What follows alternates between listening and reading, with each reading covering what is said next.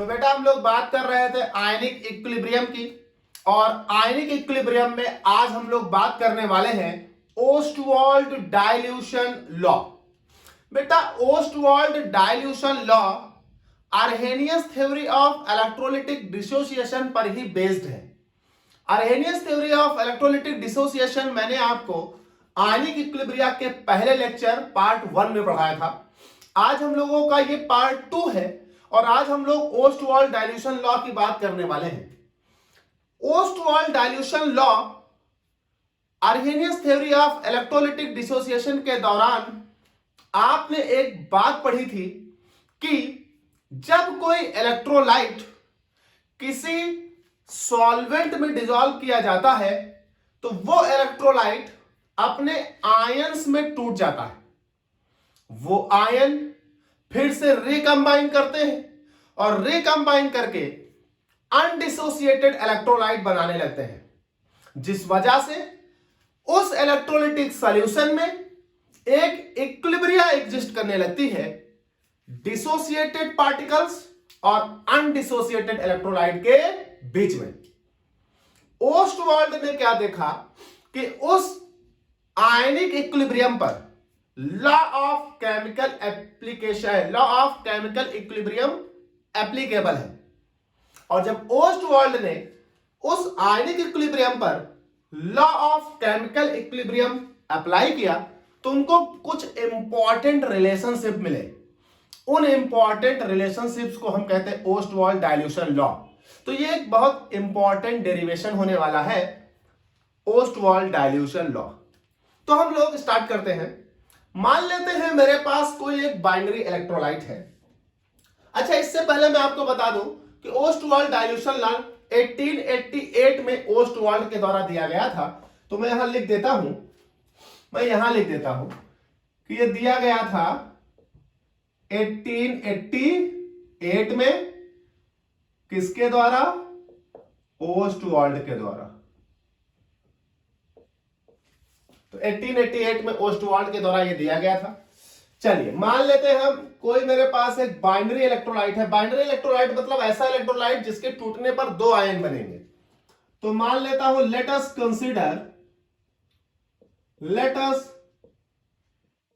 Consider a binary electrolyte AB। एक binary electrolyte मेरे पास AB है। तो let us consider a binary electrolyte AB जिसका हमने इनिशियल अमाउंट कितना लिया है, C मोल पर लीटर। और मान लेते हैं अगर ये जब टूटेगा तो पूरी तरह से तो टूटेगा नहीं। Arrhenius theory of electrolytic dissociation कहता था पूरी तरह से नहीं टूटेगा, पार्शली टूटेगा, इसलिए डिग्री ऑफ डिसोसिएशन होगा उसका। तो मान लेते हैं इसका डिग्री ऑफ डिसोसिएशन है अल्फा। तो कहा गया let us consider a binary electrolyte AB and suppose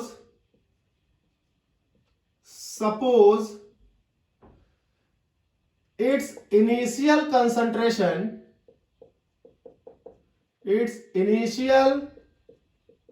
concentration is C mole per liter and its degree of dissociation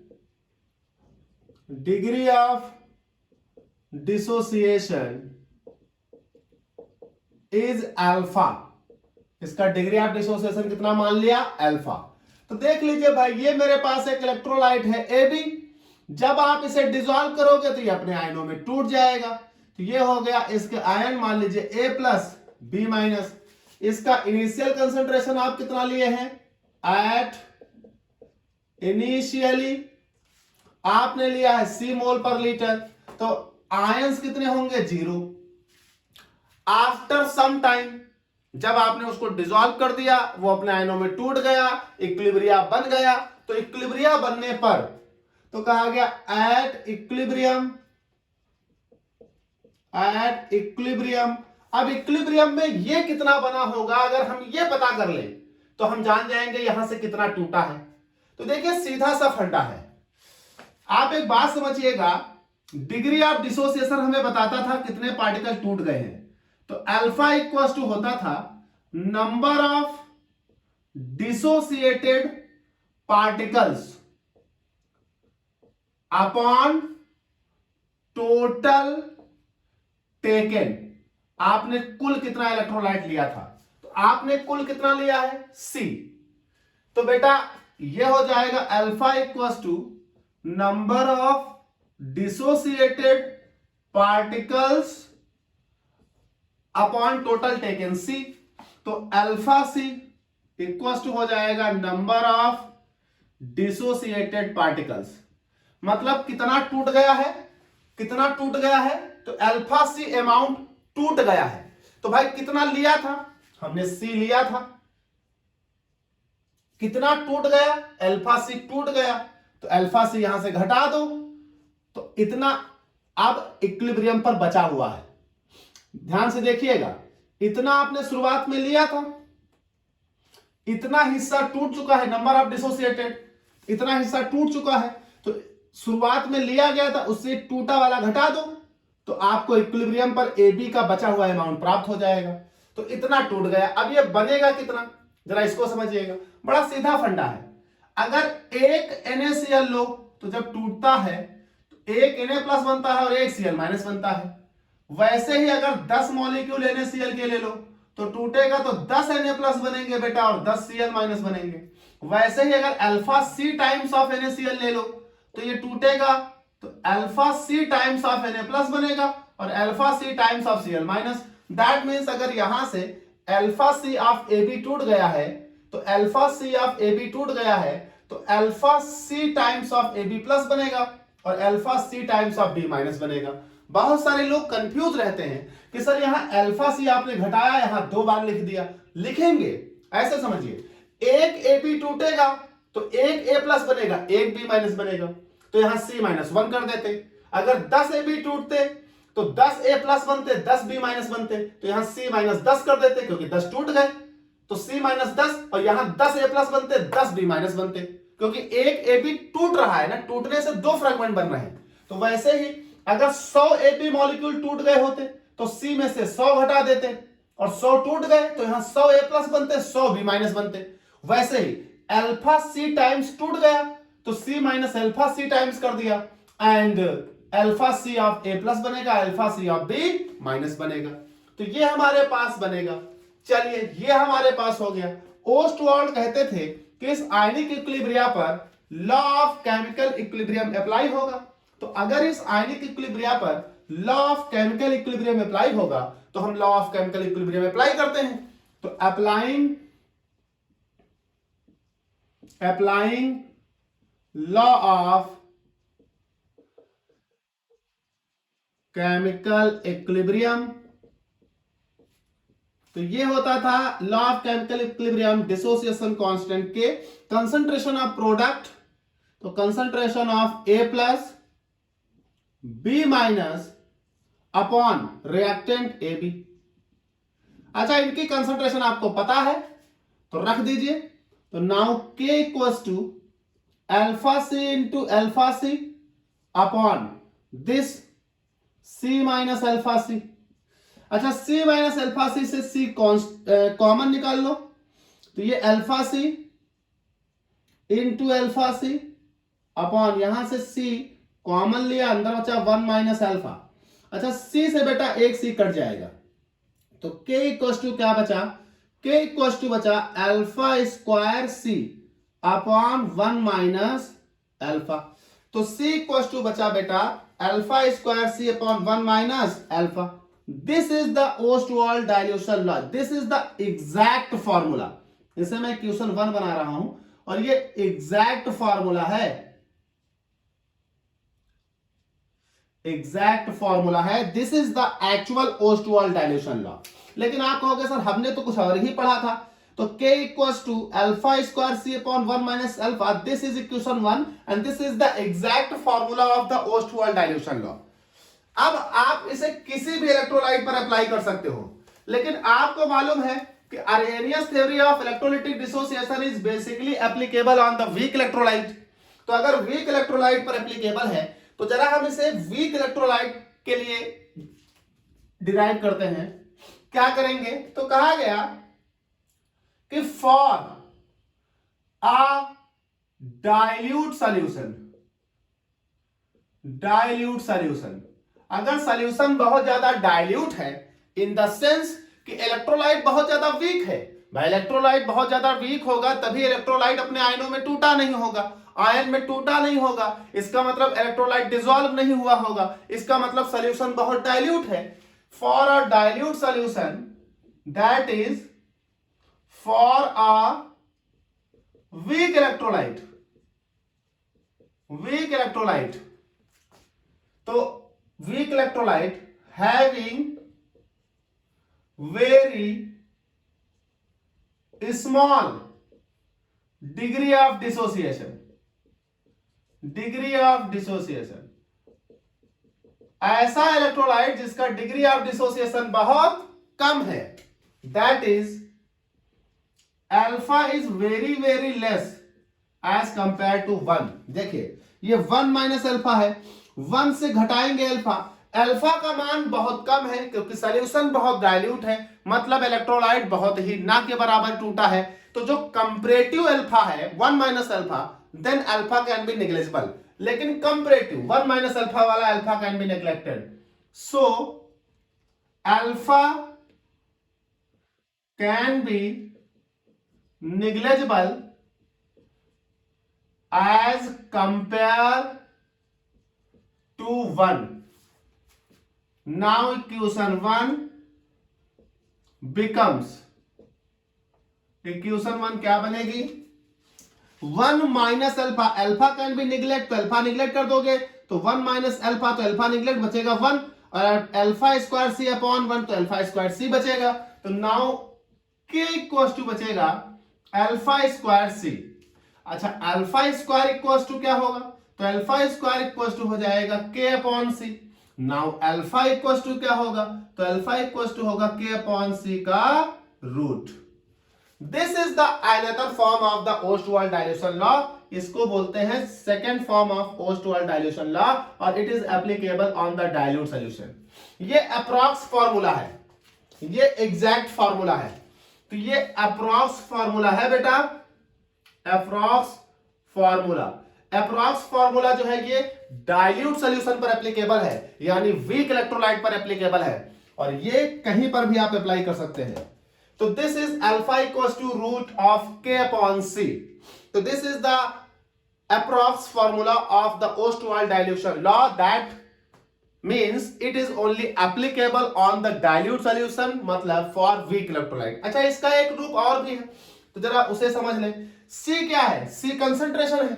concentration का मतलब क्या होता है, number of moles of solute dissolve in the given amount या given quantity of the solvent.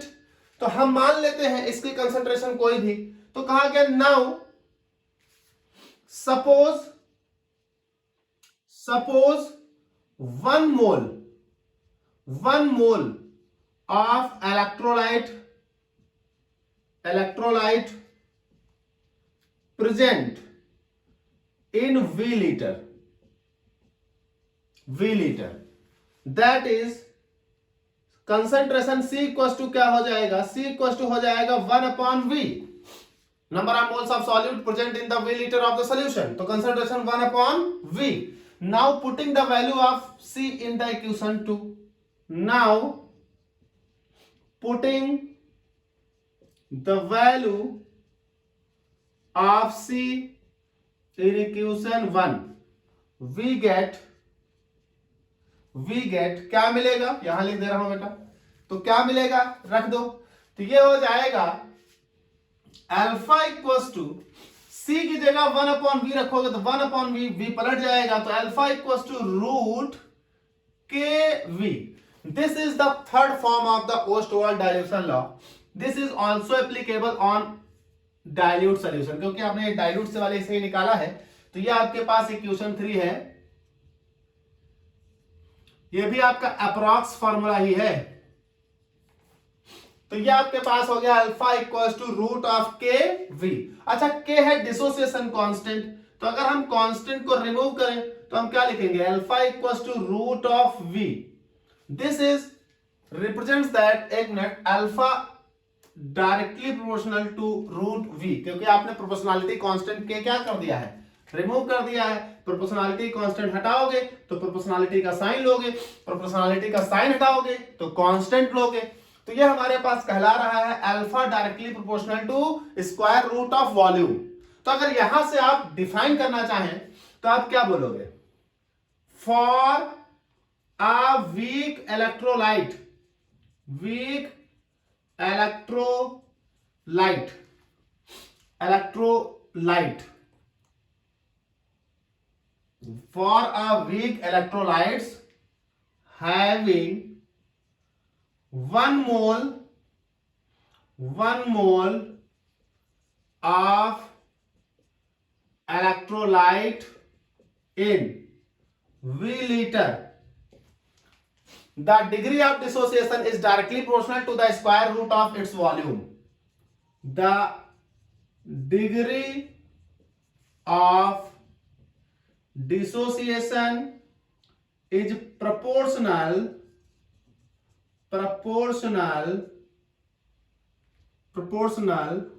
is square root of its volume. तो कहा गया for a weak electrolyte having 1 mole of solute, having 1 mole of electrolyte in V litre, the degree of dissociation is proportional to square root of its volume.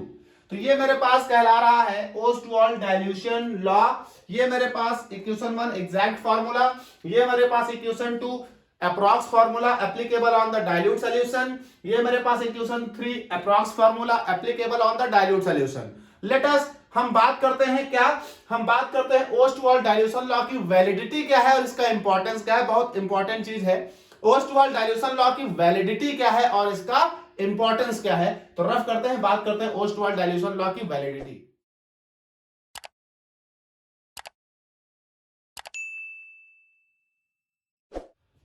तो चलिए बात कर लेते हैं validity of Ostwald dilution law. Validity of Ostwald's dilution law बड़ा important topic है. तो validity का यहां बड़ा रोल है. आप दो बातें ध्यान रखें, फिर हम लोग आपको एक एक्सपेरिमेंटल टर्म समझाते हैं.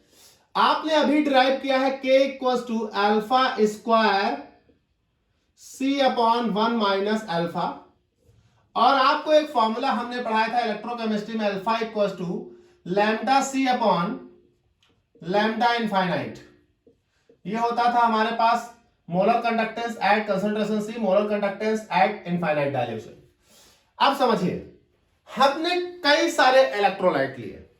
मान लेता हूं एक इलेक्ट्रोलाइट है मेरे पास AB और ये इलेक्ट्रोलाइट स्ट्रांग है. मान लीजिए मेरे पास इलेक्ट्रोलाइट है XY और ये इलेक्ट्रोलाइट वीक है. अब हमने इस स्ट्रांग इलेक्ट्रोलाइट AB की कई सारी कंसंट्रेशन बनाई. एक कंसंट्रेशन बनाई C1, एक C2, एक C3, एक C4, सो ऑन. इस इलेक्ट्रोलाइट XY वीक इलेक्ट्रोलाइट का भी कई सारा कंसंट्रेशन बनाया, सो ऑन. अब हमने इस कंसंट्रेशन पर इलेक्ट्रोलाइट का कंडक्टेंस मेजर किया और कंडक्टेंस मेजर करने के बाद अल्फा निकाला इस फॉर्मूले से. इस इलेक्ट्रोलाइट का इस कंसंट्रेशन पर तो निकाला अल्फा. फिर इस इलेक्ट्रोलाइट का इस कंसंट्रेशन पर कंडक्टेंस मेजर किया और अल्फा निकाला. यहां से भी अल्फा निकाला, यहां से भी अल्फा निकाला. किसके लिए? सेम इलेक्ट्रोलाइट के लिए. इस स्ट्रॉन्ग इलेक्ट्रोलाइट के कई सारे सॉल्यूशन बनाए अलग अलग कंसंट्रेशन के. हर कंसंट्रेशन के वक्त हमने उसका अल्फा फाइंड आउट किया इस फॉर्मूले से. और जब अल्फा फाइंड आउट किया हर टाइम पर, तो अल्फा को ले जाओ इस फॉर्मूले में रख दो कंसंट्रेशन के साथ. कंसंट्रेशन नोन है, अल्फा भी आ गया. तो जब इस फॉर्मूले में रखा तो k की वैल्यू आई सबके लिए. जब स्ट्रॉन्ग इलेक्ट्रोलाइट था तो हमने देखा जो k की वैल्यू आ रही है किसी एक इलेक्ट्रोलाइट के लिए, अलग अलग कंसंट्रेशन पर, तो वो K की वैल्यू आ रही है वेरिएबल वैल्यूज आ रही हैं, अलग अलग वैल्यूज आ रही हैं। यानी इस वक्त K का मान कुछ और आ रहा था, इस कंसंट्रेशन पर K का मान कुछ और आ रहा था, इस कंसंट्रेशन पर K का मान कुछ और आ रहा था, इस कंसंट्रेशन पर K का मान कुछ और आ रहा था। लेकिन आपको तो मालूम K डिसोसिएशन कांस्टेंट है, किसी भी दिए गए इलेक्ट्रोलाइट के लिए K का मान कांस्टेंट आना चाहिए था। लेकिन स्ट्रॉन्ग इलेक्ट्रोलाइट पर जब हमने इसे अप्लाई किया, एक्सपेरिमेंट किया, तो हमने देखा स्ट्रॉन्ग इलेक्ट्रोलाइट के हमने 4 सॉल्यूशन बनाए अलग अलग कंसंट्रेशन के। हर कंसंट्रेशन पर हमने स्ट्रॉन्ग इलेक्ट्रोलाइट के लिए अल्फा निकाला इस फॉर्मूले से। अल्फा निकालने के बाद अल्फा इस फॉर्मूले में रखा कंसंट्रेशन के साथ और के निकाला, तो हमें के कांस्टेंट मिलना चाहिए था, क्योंकि के है डिसोसिएशन कांस्टेंट, जो कि एक कांस्टेंट वैल्यू आनी चाहिए किसी भी दिए गए इलेक्ट्रोलाइट के लिए। इलेक्ट्रोलाइट तो मेरा दिया गया है, उसी की 4 कंसंट्रेशंस हैं, उसी चारों कंसंट्रेशन पर अल्फा निकाला है, उसी अल्फा के साथ हमने के निकाला है, लेकिन हमें हर बार के अलग अलग प्राप्त हो रहा है। ये किसके लिए देखा? स्ट्रॉन्ग के लिए। लेकिन जब मैं वीक इलेक्ट्रोलाइट के लिए आता हूं, तो इस कंसंट्रेशन इस कंसंट्रेशन इस कंसंट्रेशन इस कंसंट्रेशन पर जब निकालता हूं, तो देखिए यहां 2 बातें हैं। वीक इलेक्ट्रोलाइट डाइल्यूट सॉल्यूशन, पहला केस। तो जब इसके लिए अल्फा निकाला अल्फा निकाला अल्फा निकाला अल्फा निकाला सेम फॉर्मूले से, फिर इस अल्फा को रखकर मैंने इन सबके लिए के निकाला इस फॉर्मूले से। तो जब मैंने वीक इलेक्ट्रोलाइट डाइल्यूट सॉल्यूशन के लिए यही काम किया, इस कंसंट्रेशन पर इस कंसंट्रेशन पर इस कंसंट्रेशन पर इस कंसंट्रेशन पर अल्फा फाइंड आउट किए, फिर के फाइंड आउट किया, अल्फा फाइंड आउट किया इस फॉर्मूले से और के फाइंड आउट किया अल्फा को रखकर इस फॉर्मूले से। तो हमने क्या देखा? के की वैल्यू ऑलमोस्ट कांस्टेंट थी, ऑलमोस्ट कांस्टेंट। लेकिन यही एक्स वाई इलेक्ट्रोलाइट वीक है, पर कंसंट्रेशन बहुत हाई है, डाइल्यूट नहीं है इस बार, हाई कंसंट्रेशन। तो जब यही हाई कंसंट्रेशन थी, मान लीजिए C5 C6 C7 C8, इस वक्त जब मैंने इन सब का अल्फा निकाला कंडक्टेंस मेजरमेंट के फॉर्मूले से, इस फॉर्मूले से इस कंसंट्रेशंस पर, और इसको निकालने के बाद के निकाला, तो हमने देखा इस केस में जो के था वो वेरिएबल था। अब देखिए यहां हमें वैलिडिटी पता चल गई, जरा ध्यान से समझिएगा। कहा गया Ostwald dilution law is not applicable on the strong electrolytes. Strong electrolyte पर एप्लीकेबल नहीं है। क्यों?